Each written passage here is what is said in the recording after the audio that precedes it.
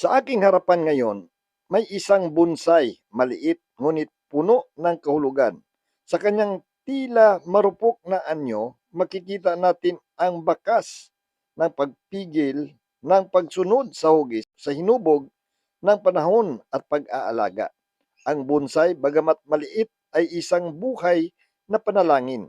Hindi ito lumaki tulad ng isang puno sa kagubatan, hindi matayog, hindi malawak, ngunit taglay ang tahimik na ganda, malalim na kapayapaan at di matitingkalang saysay. Parang buhay natin, hindi lahat atin ay maging dakila o tanyag, ngunit sa pamagitan sa paghubog sa sarili ng pagtitiyaga at pananampalataya, maaari tayong mamunga ng kabutihan, katahimikan at kagandahan na hahantong sa tunay na kapanatagan. Itinuturo sa atin ng bonsai na ang kapayapaan hindi laging nasa malaking tagumpay.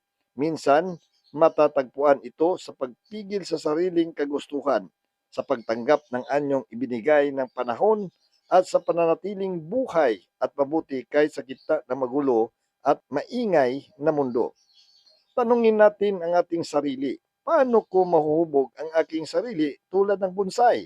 Saan ako makakasumpong ng tunay na kapayapaan?